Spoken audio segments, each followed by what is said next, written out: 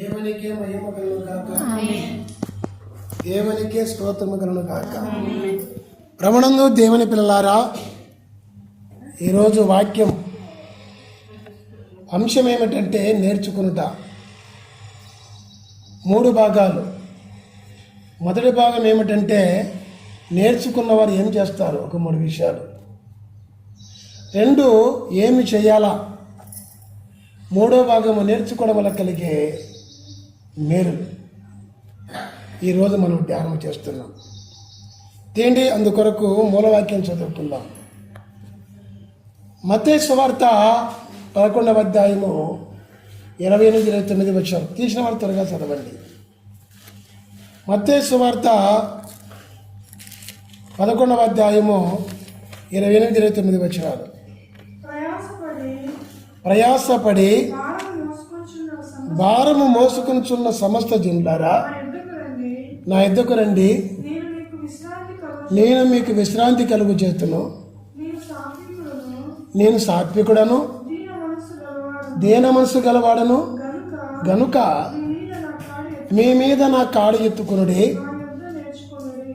నా యొద్ద నేర్చుకునుడి, అప్పుడు మీకు ప్రాణములకు విశ్రాంతి దొరుకును. దేవునికి మహిమ కలుగును గాక. దేవునికి స్తోత్రము కలుగును గాక. ప్రభునందు దేవుని పిల్లరా, చదువుకున్న వాక్యంలో అంశం ఉందా లేదా? నేర్చుకోండి. ఎవరు చెప్తున్నారు ఈ మాట? దేవుడు చెబుతున్న మాట. దేవుని దగ్గర నేర్చుకోవాలి. ఈ రోజుల్లో చాలామంది ఏం చేస్తారో తెలుసా? వాళ్ళ దగ్గర నేర్చుకుంటూ ఉంటారు. స్కూలుకు పోయి టీచర్ దగ్గర నేర్చుకోవచ్చు, మంచిదే. స్కూల్లో టీచర్ దగ్గర నేర్చుకోకుండా పిల్లలు కొంతమంది ఏం చేస్తారో తెలిసిన, పిల్లల దగ్గర పిల్లలు నేర్చుకుంటూ ఉంటారు. అలాగే పెద్దలు కూడా ఉపన్యాసాలకు పోతూ ఉంటారు. యేసుక్రీస్తు నమ్మకం ముందు నేను గమనించింది. చర్చిల్లో కూడా కొన్ని చోట్ల అలాంటి జరుగుతున్నాయి. పోయేది ఉపన్యాసాలకు, నేర్చుకుంటూ ఉంటారు. ఏం నేర్చుకుంటారో తెలియదు, కానీ ఒక్కరి ద్వారా ఒక్కరు నేర్చుకుంటూ ఉంటారు. రకరకాల తప్పుడు అలవాట్లు. తప్పు చేసామ దగ్గర పోయి తెలియని వారు కూడా తప్పు నేర్చుకుంటూ ఉంటారు. రకరకాలు నేర్చుకుంటూ ఉంటారు. ఇంకొక మాటలో చెప్పాలంటే మీరు కూడా అనుభవించినప్పుడు అర్థమవుతుంది. అయితే అనుభవించకుండా కానీ ఆ తప్పు నేర్చుకోకుండా కానీ దేవుని దగ్గర నేర్చుకుంటే ఈరోజు మనకు చేయవలసిన పనులు మనము నేర్చుకుంటాం. ఏమి నేర్చుకున్నవాడు ఏం చేస్తున్నాడో కూడా నేర్చుకుంటాం. చేయవలసిన పనులు ఏమిటో కూడా నేర్చుకుంటాం. దానివల్ల నేర్చుకోవడం వల్ల కలిగే మేలు కూడా మనం నేర్చుకుంటాం. దేవునికి మహిమ కలుగును గాక. ప్రభునందు దేవుని పిల్లారా, బాగా గమనించండి. ఈ నేర్చుకోవడం వల్ల కలిగే నేర్చుకోవడం వల్ల మొదటి భాగం ఏమిటి చెప్పండి? నేర్చుకున్న వారు ఏం చేస్తారు తెలుసుకోవాలా వద్దా? అదే మనం చదువుకున్న 3 వాక్యాలు. ఏవ గ్రంథంలో ఏం చదువుకున్నాం మనము? మా పితరులు ఏదైతే నేర్చుకొని మాకు బోధించిరో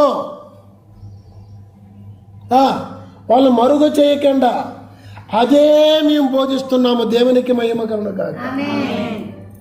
ఏబు భక్తులతో ఎలీఫజ్ అనే ఒక స్నేహితుడు వచ్చి ఆదరించే దానికి బదులుగా అని చెప్పేదేమో మాటలు దేవుని మాటలే, కానీ ఆయనకు బాధ కలిగిస్తున్నాయి. ఎవరికి? ఏబు భక్తులకు. బాధలో ఉన్నాడు ఏబు. అప్పుడు ఆదరించడానికి ఒక ముఖ్య స్నేహితుడు వచ్చినారు. ఆ స్నేహితుల్లో ఒక స్నేహితుడు ఎలీఫజు. ఆయన చెప్తున్న మాట ఏమిటంటే, యోబు, మా పితరుల దగ్గర మేము ఏదైతే నేర్చుకున్నామో అదే మీకు బోధిస్తున్నాము అంటున్నాడు. దేవునికి మహిమ కలుగును గాక. చెప్పేది దేవుని మాట, ఇది కరెక్టే, కానీ అది యోబుకు సంబంధించిన మాట కాదు. ఎందుకు తెలుసా? యోబు దేవుని దగ్గర నేర్చుకున్న వ్యక్తి. దేవుని దగ్గర నేర్చుకున్న వ్యక్తి. అయితే దేవుని పిల్లరా, ఆ నేర్చుకున్న వ్యక్తి బాధల్లో ఉన్నాడు.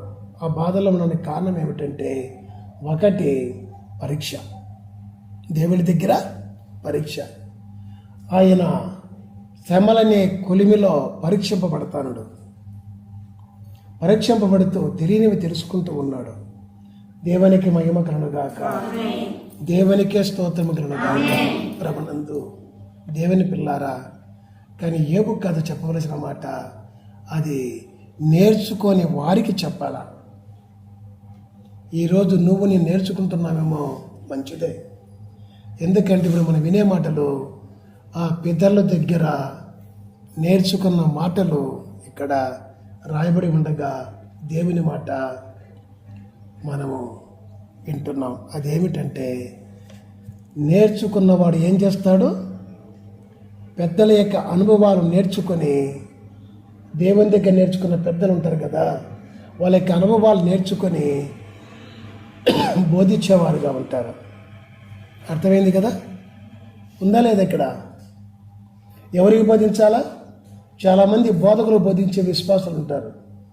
ఏదైనా అడిగినప్పుడు చెప్పినామంటే అట్లా కాదయ్యా ఇట్లా అంటారు, అట్లా కాదయ్యా ఇట్లా అంటారు. కానీ తప్పు. దైవ సేవకుడు అనేవాడు ఎవడైనా సరే, నేను కావచ్చు, ఇంకొకరు కావచ్చు, దేవుని దగ్గర నేర్చుకొని సంఘానికి బోధించేవాడుగా ఉంటాడు. మొదటి నుంచి కూడా బైబిల్లో చూస్తే ఎగ్జాంపుల్ చెప్తా. మోసే ప్రవక్త ఉన్నాడు. ఎక్కడ నేర్చుకుంటున్నాడు? సీనాయి కొండపై దేవుని దగ్గర నేర్చుకుంటున్నాడు. ఇజ్రాయెల్ సంఘానికి బోధిస్తున్నాడు. అలాగే ఈ రోజులో కూడా దైవ సేవకుడు దేవుని దగ్గర నేర్చుకోవాలి, సంఘానికి బోధించాలి. లోకంలో నేర్చుకొని బోధించే సేవకులు ఉంటారు కదా, వాళ్ళకి చెప్పచ్చు అట్లా కదా, అట్లా కాదు ఇట్లా అని. దేవుని దగ్గర నేర్చుకొని సంఘానికి బోధించే సేవకులకు చెప్పకూడదు. మనం మాట్లాడుతున్నది ఎవరితో అని చెప్పి జాగ్రత్తగా ఉండి మాట్లాడేవారుగా ఉండాలి. వాళ్ళు అడుగుతారు సలహా, ఇట్లా అంటే అట్లా కాదు ఇట్లా అని చెప్పేసి చెప్తూ ఉంటారు. తప్పు కదా? అది ఎవరికి చెప్పాలా? లోకస్తుల దగ్గర నేర్చుకొని చెప్తూ ఉంటారు ఈ సేవకులు. అలాంటి సేవకులు చెప్పాలి. దేవునికి మహిమ కలుగును గాక. లోకస్తుల దగ్గర ఏదో కాను కోసం సేవ చేసే సేవకుడా, లేక దేవుని దగ్గర నేర్చుకొని దేవుని దగ్గర చేసే దానికి దేవుని దగ్గర నేర్చుకుని మనం బోధించే సేవకుడు అని మనం తెలుసుకునేవారుగా ఉండాలి. దేవునికి మహిమ కలుగును గాక. నేర్చుకోండి, నేర్చుకొని ఇతరులకు బోధించండి. మనకు నేర్పించే వారికి కాదు మనం బోధించాల్సిందే. దేవునికి మహిమ కలుగును గాక. ఎక్కడ కూడా, ఎందుకంటే ఇక్కడ మీరు నాకు అలాగా నేర్పించకపోయినా ఇంకో సేవ దగ్గర నేర్పి అట్లా కాదు ఇట్లా అని చెప్పండి అనుకోండి, వాడు అబ్రాహాం ఏం నేర్పిస్తాడు అబ్బా అని చెప్పి అంటారా అనరా? దేవునికి మహిమ కలుగును గాక. అందుకే నేర్చుకోండి. నేర్చుకున్నవాడు ఏం చేస్తాడు? నేర్చుకుంటాడు, తెలియని వారికి బోధించేవాడుగా ఉంటాడు. అది ఏమిటి బోధించాలా? నేను నేర్చుకున్నదే మీకు బోధిస్తాడా? ముఖ్యంగా బోధించవలసిన బోధ ఏమిటి తెలుసా? యేసుప్రభువు చెప్పినారు, ఒకటి నా శుభవార్త ప్రకటించన్నాడు. ఆ శుభవార్త ఏమిటంటే, పరలోకం నుంచి దిగివించేటప్పుడు దేవుడు యేసుక్రీస్తు వస్తానని చెప్పిన దేవుడు, వచ్చిన దేవుడు, వచ్చి సర్వ మానవుల పాప పరిహారము కోసము రక్తము కార్చి చనిపోయి తిరిగి లేచిన దేవుడు. పరలోకానికి వెళుతున్నాను, మళ్ళా వస్తానన్నాడు. వెళ్ళినాడు, త్వరగా వస్తాడైనా. వచ్చిన రోజు ఆయనే మన పాపముల కోసం ఈ లోకానికి వచ్చి మొదటిసారిగా రక్తం కార్చి చనిపోయి తిరిగి లేచిన దేవుని చెప్పి నమ్మితే, పరలోకానికి వాడు త్వరగా వస్తానని చెప్పేసి నమ్మితే, రెండవసారి వచ్చి చనిపోయినా తిరిగి బ్రతికిస్తాడు. చనిపోయినా తిరిగి బ్రతికిస్తాడు. ఎవరన్నా ఉండారా? చనిపోయి తిరిగి లేచిన వారు ఎవరన్నా ఉండారా? ఎవరు లేరు. నువ్వు చనిపోయిన తిరిగి బ్రతికించేవారు, నువ్వు చనిపోయి తిరిగి బ్రతికిస్తని చెప్పిన వారు ఎవరైనా ఉన్నారు ఈ లోకంలో? ఎవరు లేరు. దేవుని పిల్లారా, నేను కూడా నేర్చుకున్నది నేను నేర్పిస్తున్నాను. నేను నమ్మి ఏమి నమ్మానంటే, 2000 సంవత్సరాల క్రితం లోకానికి దేవుడు, అంతకుముందు చెప్పిన దేవుడు లోకానికి వచ్చిన దేవుడు ఆ పాపం కోసం చనిపోయి రక్తం కార్చి తిరిగి లేచినాడు. లాజరన్నా ఏం చేసినాడు? మీరు ఒక్కరో ముందుకు అనుకోండి, తిరాలి ఒకరి ముందు దొరుకుకోండి అనుకోకుండా. ఏం చేసినాడు మీరు చెప్పాలి. నేర్చుకుంటే లాభం లేదు, నేర్చుకోకపోతే నేర్చుకొని చెప్తారు, నేర్చుకొని చెప్పలేరు. నేను నేర్చుకున్నా మీకు చెప్తాను. మీరు కూడా నేర్చుకుంటేనే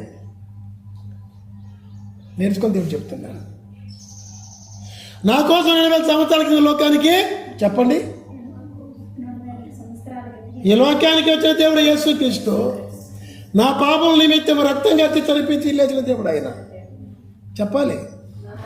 రెండవసారి పరలోకానికి రెండవసారి వస్తున్నాడు, చనిపోయినా తిరిగి బ్రతికిస్తాడు. ఇంకేమన్నా ఉండారా? చెప్పాలి.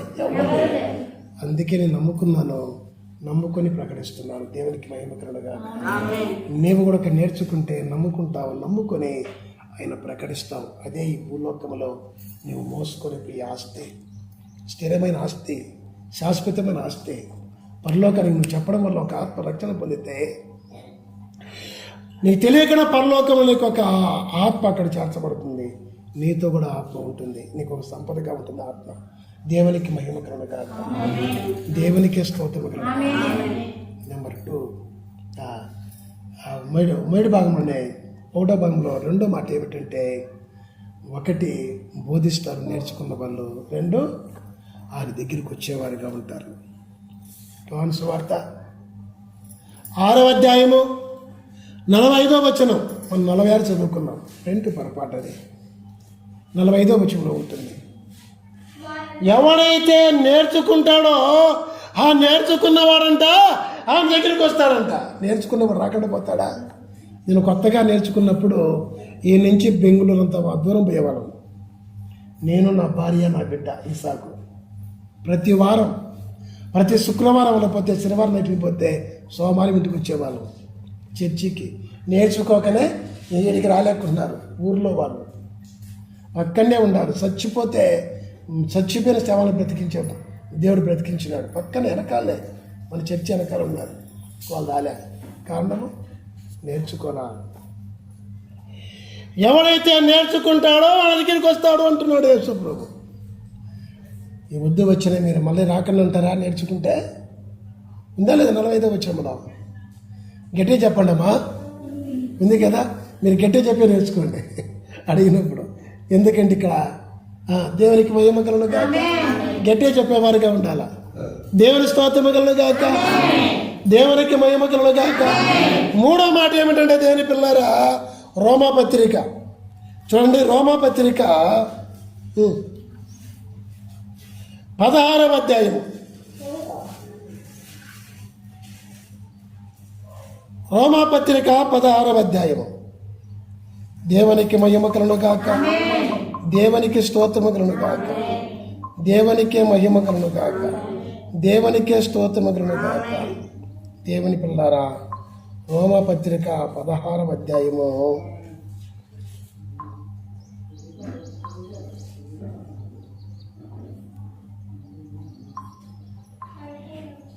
అమ్మా 17వ వచనం. 16వ అధ్యాయము 17వ వచనము.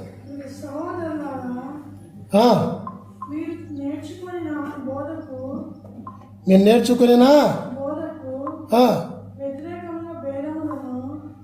వ్యతిరేకముగా భేదములను, ఆటంకములను కనిపెట్టుకొని ఉండాలి. దేవునికి మహిమ కలుగును గాక. దేవునికే స్తోత్రము కలుగును గాక. 3వ పని ఏం చేస్తారు తెలిసిన? కనిపెట్టుకుని ఉంటారు. కొంతమంది దగ్గర నుంచి తొలగిపోతారు. ఉందా లేదా? నేర్చుకొని ప్రతి ఒక్కడు కూడా కనిపెట్టుకొని ఉంటారు, వారి దగ్గర నుంచి తొలగిపోతారు. ఎవరు వాళ్ళు? చర్చిలో దైవ సేవకుల నుంచి తొలగిపోవాలి చాలామంది ఉంటారు. వాళ్ళ గురించి యేసుప్రభు స్వయంగా ఏం చెప్పినాడు? నా దగ్గరికి వస్తారన్నాడు నేర్చుకున్నవాడు. ఇక్కడ నేర్చుకున్నవాడు ఏం చేస్తాడంటే కనిపెట్టుకోవాలంటే వారి దగ్గర నుంచి తొలగిపోతాడు. ఎవరు వాళ్ళు? నువ్వు నేర్చుకున్న దానికి విరోధంగా ఎవరైతే చెబుతా ఉంటారో అట్లా కాదు, ఇట్లా అని ఎవరైతే చెబుతా ఉంటారో వారిని కనిపెట్టుకొని ఉండి వెళ్ళిపోవని చెప్తున్నాడు. దేవునికి మహిమ కలుగును గాక. నువ్వు నేర్చుకున్నావనుకో ఈరోజు, రేపు ఎవరి దగ్గర నుంచి తొలగిపోతావు? ఇక్కడ క్రీస్తుని గురించి విన్నావు కదా, నిజ దేవుడు యేసుక్రీస్తుని. ఆయన మన పాపల కోసం లోకానికి వచ్చిన దేవుడిని చెప్పి తెలుసుకున్నావు కదా, నేర్చుకున్నావు కదా. మన పాప విమోచన క్రయధనము కోసము ప్రాణమిచ్చి రక్తమిచ్చి చనిపోయి తిరిగి లేచిన దేవుడు అని చెప్పి తెలుసుకున్నావు కదా. ఆయన పరలోకానికి అని చెప్పి తెలుసుకున్నావు కదా. అని త్వరగా మధ్యాకాశంలోకి వచ్చి ఆయన మమ్మిరమైన చనిపోయిన తిరిగి ప్రత్యేక సంగతి తెలుసుకున్నావు కదా. ఆ తెలుసుకున్న తర్వాత నువ్వు నమ్ముకున్నావు అనుకో, ఆ నమ్ముకున్నప్పుడు నీ దగ్గరికి వచ్చి లేక వాళ్ళ దగ్గరికి పోయినప్పుడు వాళ్ళు యేసుక్రీస్తు మీద నువ్వు బోధించినప్పుడు, వాళ్ళు నీకు విరోధంగా బోధించినప్పుడు ఏం చేస్తావు? నిజంగా పౌలు భక్తులు చెప్పిన మాట కరెక్టే, వీడు నన్ను చర్చికి పోకుండా చేస్తున్నాడు, ఈయనను యేసు దగ్గర పోకుండా చేస్తున్నాడు, యేసుక్రీస్తు నమ్మకుండా చేస్తున్నాడు, ఆయన చెప్పిన బ్రతకలేకుండా చేస్తున్నాడు, రేపు చనిపోయిన తిరిగి బ్రతకకుండా చేస్తున్నాడు, నిత్య నరకంలో కాలిపేట చేస్తున్నాడు, మోక్షానికి చేరకుండా చేస్తున్నాడు. ఈడు ఏమా తల్లి కావచ్చు, అన్న కావచ్చు, బంధువులు కావచ్చు, స్నేహితులు కావచ్చు, ఎవరైనా కావచ్చు అని చెప్పి కనిపెట్టుకుని ఏం చేస్తాము? వారి దగ్గర నుంచి తొలగిపోతాం, కానీ దేవుని దగ్గర నుంచి తొలగము. దేవునికి మహిమ కలుగుగా, దేవునికి స్తోత్రం. మొదటి భాగం ఏమిటిది? ఖచ్చితంగా బోధిస్తాం, ఒకటి దేవుని తెలుసుకొని నమ్ముకుంటాం, ఆయన దగ్గరికి వస్తాం, నేర్చుకుంటాం, నమ్ముకుంటాం. రెండు, బోధించేవారుగా ఉంటాం. బోధించేవాడు వాడి విరోధంగా ఏదైనా చెబితే వాళ్ళ దగ్గర నుంచి తొలిగిపోయి దేవునికి దగ్గర అవుతాం. దేవునికి మహిమ కలుగుగా. ఈ 3 పనులు చేస్తాం నేర్చుకున్నవారు. మీరు నేర్చుకున్నారా? ఈ 3 పనులు చేస్తున్నారా? యువతన నేర్చుకున్నారా లేదా? యువతన నేర్చుకున్నారా లేదా? ఈ 3 పనులు చేస్తే మీరు నేర్చుకున్నట్లు. ఈ రోజు నుంచి చేయండి. ఈరోజు మీరు ఏ మేళ్ళు అయితే నేర్చుకోవడం వల్ల కలిగే మేళ్ళు ఏమిటో అవి పొందుకోవాలంటే అవి కూడా నేర్చుకుంటారు కదా. ఈ 3 పనులు చేయండి. దేవునికి మహిమ కలుగుగాక. ఈ 3 పనులు ఖచ్చితంగా చేస్తాం. 1 వస్తాము, నేర్చుకుంటాం. 2 పోయి మళ్ళా బోధిస్తాం. 3 దానికి విరోధంగా ఏమన్నా మాట్లాడితే వారి దగ్గర నుంచి తిరిగిపోతాం. దేవునికి మహిమ కలుగుగాక. రెండోదిగా ఏం చేస్తామంటే దేవుని పిల్లారా, ఒకటి చూడండి, ద్వితీయోపదేశకాండము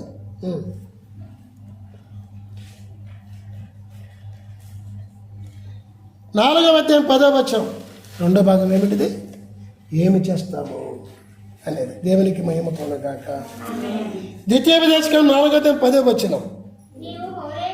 నీవు హోరేబులో నీ దేవుడైన యెహోవా సన్నిధిని నిలిచి ఉండగా యెహోవా యొద్దకు ప్రజలను కూర్చుము, వారు ఆ దేశము మీద బ్రతుకు దినములన్నీయు నాకు భయపడ నేర్చుకొని. ఏమంట? భయపడేది నేర్చుకుంటారంట దేవునికి. దేవునికి మహిమ కలుగుగాక. చూసినారా? ఏమి చేయాలా అన్నది ఇప్పుడు దేవుడు నేర్పుతున్నాడు. అది కూడా దీంట్లోకి కానీ మీకు అర్థం కావాలని 3 భాగాలుగా అలాగే చెప్పిన ఆయన. దేవునికి మహిమ కలుగుగాక. ఇప్పుడు ముఖ్యంగా 2వ భాగంలో 1 దేవునికి భయపడేవారుగా ఉండి నేర్చుకున్నవి తమ పిల్లలకు నేర్పుతారు. దేవునికి మహిమ కలుగుగాక. దేవునికే స్తోత్రము కలుగుగాక. దేవుని పిల్లరా బాగా గమనించండి. నా విషయంలో చెబుతా, నాకు 2 భార్యలు, మీకు తెలుసు. తొలి భార్య ఆమె దేవుని దగ్గర నేర్చుకొని బిడ్డకు నేర్పిస్తూ వచ్చింది. ఆఖరికి ఆమె ఒకసారి చనిపోయింది, మీకు తెలుసు. ప్రార్థన చేస్తే దేవుడు తిరిగి బ్రతికించినాడు 4 గంటల తర్వాత. ఆ బ్రతికినప్పుడు నా పక్కన నాతో పాటు నా బిడ్డ, 8 ఏళ్ల బిడ్డ మోకరించి ఉంటే నాచి ఆయన చేయి పట్టించి, మీ నాయన ఎట్లా చెప్పితే అటు నడుచుకో అని నేర్పించింది. దేవునికి మహిమ కలుగుగాక. దేవునికే స్తోత్రం కలుగుగాక. 2 ఏళ్ల బిడ్డ ఇప్పుడు దేవుని నమ్ముకొని దేవుని విషయాలే నేర్పుతూ వచ్చింది ఆ బిడ్డకు. దేవునికి మహిమ కలుగుగాక. ఏ విషయాలు నేర్పలేదు ఆ బిడ్డకు, మిగతా ఆమెకు తెలియదు. దేవుని విషయాలు నేర్చుకుంటా ఉంది, ఆమె బిడ్డకు నేర్పిస్తూ వస్తుంది. ఇప్పుడు మా భార్య మరి దేవుని దగ్గర ఎంత నేర్చుకొని ఇప్పుడు నేర్పుతా ఉందో నాకు తెలియదు, కానీ ఆమెకే తెలాల. దేవునికి మహిమ కలుగుగాక. 2వ బిడ్డకు దేవుని దగ్గర ఎంత నేర్పుతుందో బిడ్డకు నాకు తెలియదు, కానీ ఆమెకే తెలాల. దేవునికి మహిమ కలుగుగాక. మరి మీరు ఎంత మాత్రం దేవునికి భయపడతారు ఖచ్చితంగా నేర్చుకుంటే. దేవునికి భయపడినప్పుడు మీరు నేర్చుకుంటారు, పిల్లలకు నేర్పుతూ ఉంటారు. ఆ దేవుని మీద భయం లేకపోతే మీరు నేర్చుకోరు, పిల్లలకు నేర్పరు. బాగా గుర్తుపెట్టుకోండి. మేమేదో చెప్తే మా పిల్ల వినలేదని చెప్పి అంటారు. ఏం చెప్తున్నావు నువ్వు? లోకంలో నేర్చుకున్నవి చెప్తున్నావా, లేక దేవుని దగ్గర నేర్చుకున్నవి చెప్తున్నావా? నువ్వు భయపడిచి నేర్చుకొని చెప్తున్నావా, భయం లేకుండా నువ్వు నీ బిడ్డకు చెప్తున్నావా? ఒక్కసారి నువ్వు పరీక్షించుకో. నేను చెప్పడం కాదు, నేను నువ్వు పరీక్షించుకో. దేవునికి మహిమ కలుగునుగాక. నిజంగా యెహోవా యందు భయభక్తులు గలవారు ఇలాగా ఆచరింపబడతారు. ఎలాగంటే కీర్తన గ్రంథంలో ఉంటుంది, 127 ఉంటుంది. కుటుంబం గురించి ఉంటుంది. దేవునికి మహిమ కలుగునుగాక. చదవండి. 27 అధ్యాయం నుండి 28 అధ్యాయం ఉంటుంది. యెహోవా యందు భయభక్తులు గలవారు ఎలాగూ ఆశ్రయింపబడతారు. ఎలాగంటే తమ భార్య ఒలీవల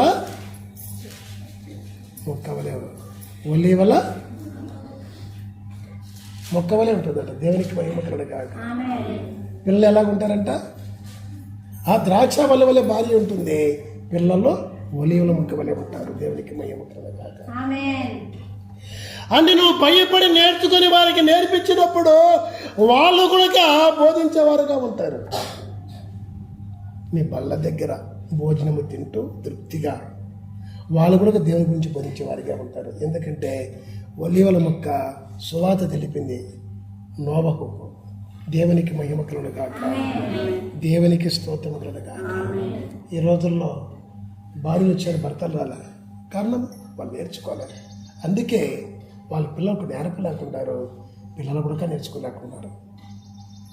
వాక్యం బాగా అర్థం చేసుకోండి.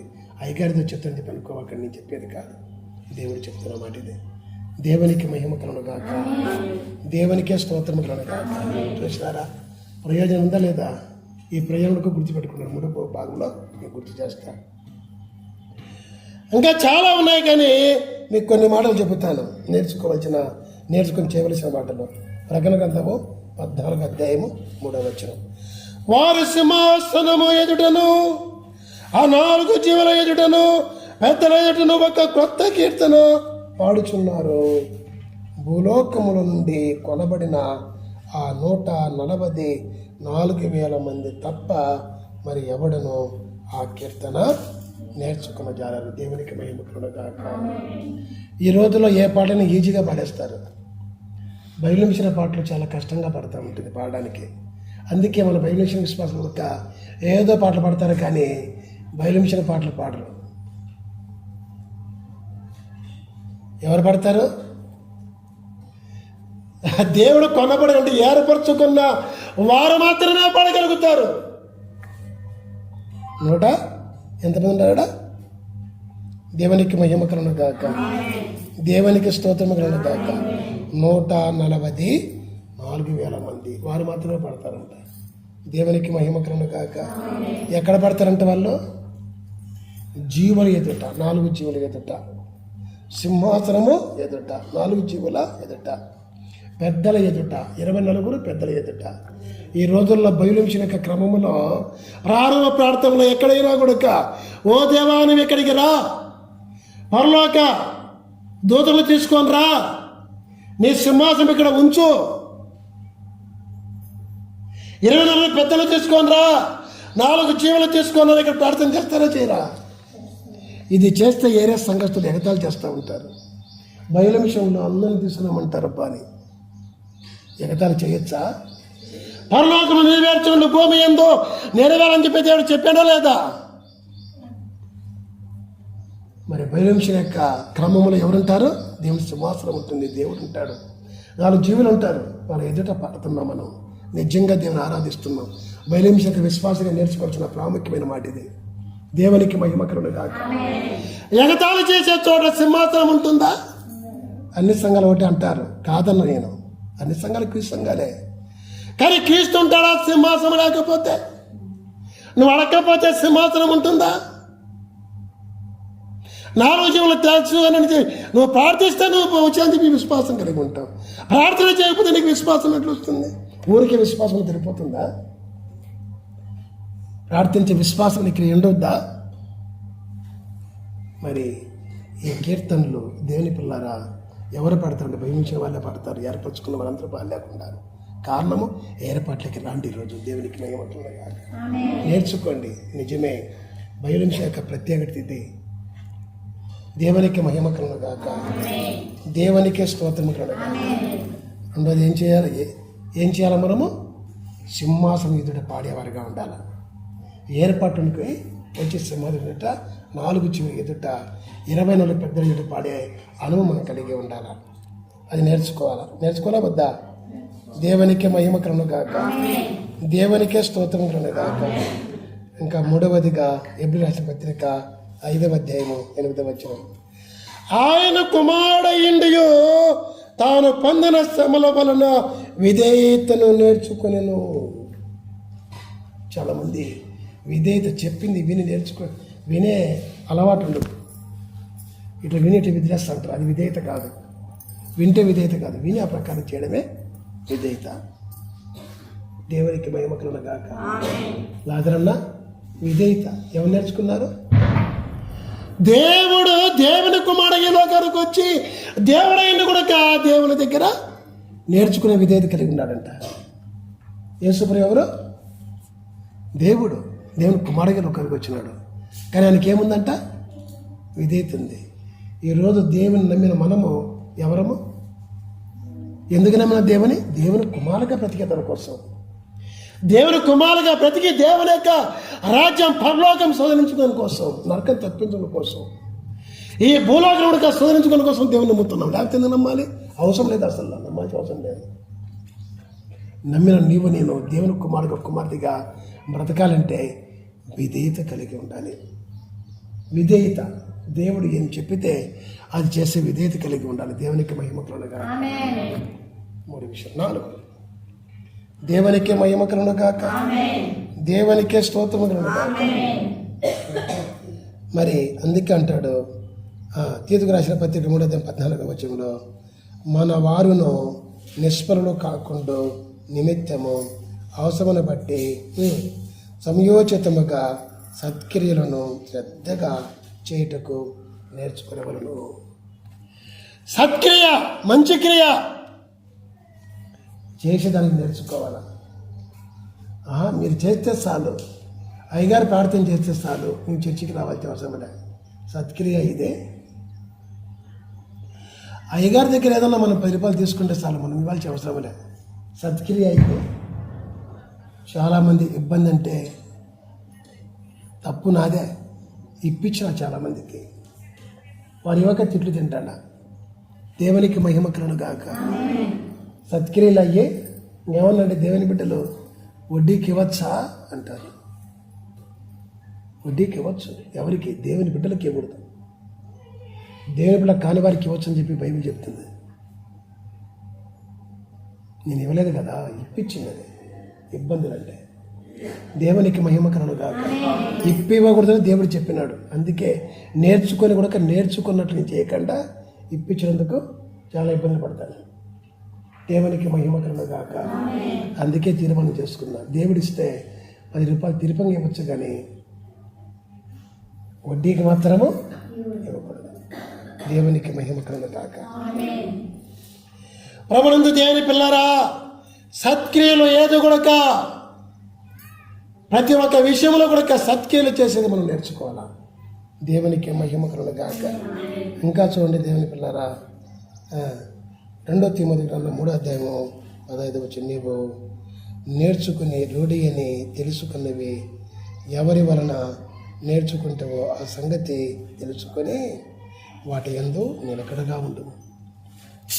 నేర్చుకుంటాం, వదిలేస్తున్నాం. నిలకడగా ఉండాలా. చేయాలని చెప్పి అనుకుంటాం, చేయకుండా వదిలేస్తున్నాం. ఈ వారంలో ఎవరో చెప్పినా నాకు ఒక మాట, అబ్బా ఒక అన్నే మామూలు పేరెందుకు అన్నీ తెచ్చి పెట్టేసినాడు. వచ్చినాడు ఈసారి, ఏ తీర్మానం చేసుకొని వచ్చాడో తెలియదు, కానీ అన్నీ తెచ్చి ఇక్కడ పెట్టేసినాడు. పెట్టి వెళ్ళిపోయినాడు. పెడితే లాభం ఏముంది? ఏదో తీసుకొచ్చి ఇక్కడ దేవుని పని కోసం పెట్టినాడు. ఇప్పుడు చూస్తుంటే ఇక్కడ నిజంగా నూనె లేదు మామూలుగా, కానీ నూనె బట్టలు కనబడుతున్నాయి. ఆయనే తెచ్చినాడు. తెచ్చి పెట్టేసిపోతే లాభం ఏముంది? ఇందుకోసం ప్రార్థన చేయాలి కదా. ఎవరికైనా బాలనికి ఇవ్వాలి కదా. దర్శనము నా తర్వాత ఆయన నుండి అటు చేయాలా నా సహకారిగా నేను లేనప్పుడు.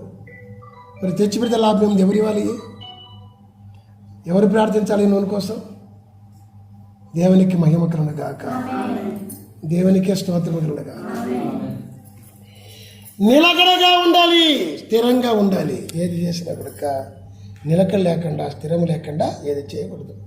దేవునికే మహిమ కలుగుగాక. స్థిరంగా ఉండాలా, లేకుంటే ఎట్లంటే అటు మనసు చెట్టిలో పోతుండాలా. మనసుని స్థిరపరచుకునేవారుగా ఉండాలి దేవునిలో. ఏమైనా నమ్మాలని చెప్పి అనుకుని బయటికి పోయి మర్చిపోవచ్చా? నమ్మాలి, నమ్మకంగా మన వరకు బతకాలి, చనిపోవాలి, చనిపోయి తిరిగి మన రేపు బ్రతకాలి. చావు లేకుండా నిత్య జీవం పొందాలి. ఇది దేవునికి మహిమ కలుగుగాక, దేవునికే స్తోత్రం కలుగుగాక. టైం ఎంత అయిందో మడే? టైం చాలా అయిందేమో. ఒక మాట చెప్పి ముగిస్తా, చాలా ఉన్నాయి. 5:13 మొదటి తిమోతి. మరియు వారు ఇంటింట తిరుగులాడుచు బతుకురాళ్ళగుటకు మాత్రమే కాక ఆడరానే మాటలాడుచు వదరబోతులను పర్లు జోలికి పోవారగుటకును నేర్చుకుందరు. ఇలాగ నేర్చుకునే వరకు ఉన్నావా మనము? ఎవరు వాళ్ళు? చాలామంది భర్తలు లేని వారు ఇంటింటికి వదులుతూ ఉంటారు అన్నమాట. ఉందా లేదు? అక్కడ ఏంటంటే తిరుగులాడుచు అబద్ధకురాళ్ళగుటకు మాత్రమే కాక ఆడరానే మాట్లాడుచు వదరబోతులను పర్ల జోలికి పౌరవరగుటకును నేర్చుకుందరు. దేవునికి మహిమ కలుగుగాక. ఇలాంటి స్థితిలో మనం ఉన్నామా? పెదవరాల కాకపోయినా ఉన్నామేమో చూసుకోండి. స్త్రీలే కాదు, పురుషులుగా కూడా ఉన్నామేమో చూసుకోండి. టైంపాస్ చేసుకుంటే చాలు, అవసరం లేదు. ఆ బతుకు అవసరం లేదు. నేను చెప్తా, దేవుని దగ్గర నేర్చుకొని బోధించేవారుగా ఉండాలి. ఆయన దగ్గరికి వచ్చి నేర్చుకొని బోధించేవారుగా ఉండాలి. దేవునికి మహిమ కలుగుగాక, దేవునికి స్తోత్రము కలుగుగాక. ఏదో అబద్ధాలు ఒకటి ఉన్నది ఒకటి లేనిది చెప్పుకోవడము, అంతేకాకుండా ఇంకా వదులుకుంటూ దేవునికి మహిమ కలుగుగాక, దేవుని స్తోత్రము కలుగుగాక. ఇలాంటి బతుకు అవసరమా? సరే, ఈ రోజు నుంచి నేనేమంటానంటే నేర్చుకునేది మొదలుపెట్టండి. దేవుని దగ్గర రోజు ఒక్క మాటైనా నేర్చుకునేది ప్రారంభించండి. బైబిల్ తీయండి, ప్రతిరోజు ఉదయాన్ని చదవండి. నీకు దేవుడు మాట్లాడే ఒక మాట కానీ అధ్యాయం చదివితే నీకు ఏ మాట తటస్థిస్తుందో ఆ మాటను పట్టుకొని దేవుని స్తుతించి ప్రార్థన చేయండి. రోజు ఒక అధ్యాయం చదివి నీకు ఒక మాట, ఏదన్నా ఒక మాట నీకు నచ్చుతుంది అనమాట. చాలా అది నీకు అతుక్కుంటుంది. ఒక మాట కానీ ఒక మాట అయినా ఒక అధ్యాయం చదివినట్లయితే, లేదంటే ఇంకో అధ్యాయం చదవండి, లేదంటే అధ్యాయం రెండోసారి చదవండి. ఒకవేళ ఆ మాట ఇంకో ఆకర్షించకపోతే అప్పుడు ఆ మాట బట్టి నిజంగా అర్థం చేసుకొని దేవుని స్తుతించి, ప్రభువా ఎలాగా బ్రతికే భాగ్యం నాకు దయచేయని ప్రార్థన చేసుకోండి. ఎన్ని గంటలకు? తెల్లవారుజామున 3 కలయాల బైబిల్ మిషన్ వాళ్ళు. వాస్తవానికి బైబిల్ మిషన్ సరిపోదు, 3 కలయాల. బైబిల్లో భక్తులు ఏకోజామున మొరపెడుతూ వచ్చినారు. విలాపవాక్యాల్లో ఇరిమయా ప్రవక్త అదే అంటాడు, మొరజామున లేచి నీ హృదయమును నీళ్ళవలే దేవునికి సన్నిధిలో కుమ్మరించి మొరపెట్టు, అప్పుడు ఆయన ఉత్తరమిస్తాడు. ఈ మాట వింటాడు, నీ మొర వింటాడు. దేవునికి మహిమ కలుగుగాక. అదే కష్టం అనిపిస్తాను. 4 కలయి, అది కూడా లేకుండా, 5 కూడా లేకుండా, 6 కూడా లేకుండా, 7 లేకుండా టైమింగ్ లేదు అసలు. స్థిరపరచుకో టైమింగ్. దేవునికి మహిమ కలుగుగాక, దేవుని స్తోత్రము కలుగుగాక. ఆ తర్వాత వాక్యం చదివి ప్రార్థన చేసుకో. ఆ రోజంతా నీకు ఎలాగుంటుందో, ఎంత ప్రశాంతంగా ఉంటుందో, ఎంత సమాధానంగా ఉంటుందో. దేవునికి మహిమ కలుగుగాక. మరి కలిగే మేలు 3వ భాగం చెప్పి మీకు ఇచ్చేస్తా. 1 ఏమంటున్నాడు మూలవాక్యంలో? మూలవాక్యంలో ఏమంటున్నాడు? నేర్చుకో, నా కాడి ఎత్తుకొని నీకు విశ్రాంతి కలుగుతుంది. నేర్చుకోకపోతే కలుగుతుందా? చర్చికి వచ్చి కలుగుతుందా? కుటుంబం నెమ్మది ఉంటుందా? నీకు ఎన్ని శ్రమలు ఉన్నా, అప్పులున్నా, బాధలున్నా, అన్నం లేకపోయినా, నీళ్ళు లేకపోయినా నీకు విశ్రాంతి కలగాలంటే ఆయన దగ్గర నేర్చుకోవాలి. భక్తులు నేర్చుకుంటూ వచ్చినారు, అలాగే అనుభవిస్తూ వచ్చినారు. ఇదే తాను సేవకు వచ్చినాక లక్షలు లెక్క చేయని మేము చాలాసార్లు చెప్పింటాం నీకు. అన్నం లేక, ఇల్లు లేక, ఏ మందిరం లేక ఈ వద్ద దేవుడు ఇంత మాత్రం మందిరం ఇచ్చినాడు, ఇంకా స్థలం ఇచ్చినాడు. ఏమి లేకపోయినా అప్పులు మళ్ళా దాంట్లో 9 లక్షలు అప్పుల వాళ్ళు వచ్చి అడిగినప్పుడు అన్నిట్లో కూడా విశ్రాంతి, సమాధానం, నెమ్మది. దేనివల్ల? నేర్చుకోవడం వల్ల. దేవునికి మహిమ కలుగుగా విశ్రాంతి కలుగుతుంది. రావడం వల్ల విశ్రాంతి శరీరానికి. చాలామంది ఇక్కడ అయ్యగారు చెప్పిన మాట నేర్చుకోకుండా వెళ్ళిపోయి విశ్రాంతి లేకుండా తిరుగుతున్నారు. కయ్యూన్లాగా తిరుగుతున్నారు. ఇప్పుడు కూడా ఈ సమయంలో ఈ గంటలో కూడా మన సంఘస్థులే చాలామంది చచ్చిపోయే వారిని బ్రతికిస్తే అలాంటి వారు తిరుగుతున్నారు. నువ్వు అలాగే తిరగకుండా ఉండాలంటే ఏం చేయాలా? నేర్చుకో. భక్తులు నేర్చుకున్నారు, ప్రాణాలను లెక్క చేయకుండా ప్రకటించినారు. దేవునికి మహిమ కలుగుగాక. వాళ్ళకి విశ్రాంతి లేకపోతే లెక్క చేయకుండా ప్రకటిస్తారా? సమాధానం ఎంత సమాధానం ఉంటే, నెమ్మది ఉంటే వాళ్ళు ప్రకటిస్తారు. మీరు ఆలోచించండి. దేవునికి మహిమ కలుగుగాక. 1 విశ్రాంతి, 2 మనం ఏం చేయాలా? ప్రకటించినప్పుడు మన పిల్లలు ఏమవుతారు? మేలా కాదా? వాళ్ళు కూడా నేర్చుకునే విశ్రాంతి పొంది వాళ్ళు ప్రకటిస్తూ ఉంటే, ఒలివల మొక్కల వలె ఉంటే మేలా కాదా? ఈ మేలు పొందాలంటే దేవుని దగ్గర నేర్చుకో. మనుషుల దగ్గర వద్దు, ఒక విధంగా వద్దు. దేవుని దగ్గర నేర్చుకో. దేవునికి మహిమ కలుగుగాక. దేవుని స్తోత్రం కలుగుగాక. దేవుని నమ్ముకున్న నీవు, నిత్యరాజం కోసం నమ్ముకున్న నీవు వారి దగ్గర పోయినప్పుడు వాళ్ళు ఆటంకపరిచినప్పుడు కనిపెట్టుకుని ఉండకపోతే, నువ్వు తొలిపోకపోతే అది పొందుకుంటావా? పొందుకోలేవు. కనుక నేర్చుకొని, కనిపెట్టుకుని ఉండేది నేర్చుకొని, వాళ్ళ దగ్గర నుంచి తొలిపోయేది నేర్చుకుంటే నీకు ఆ విశ్రాంతి ఉంటుంది, లేకపోతే ఉండదు. దేవునికి మహిమ కలుగుగాక. వాళ్ళతో పాటు నిన్ను కూడా నరకం తీసుకువెళ్ళదా? నరకం తప్పించుకోవా? 3వ మేలు, దేవునికి మహిమ కలుగుగాక. ఇంకా కీర్తనలు,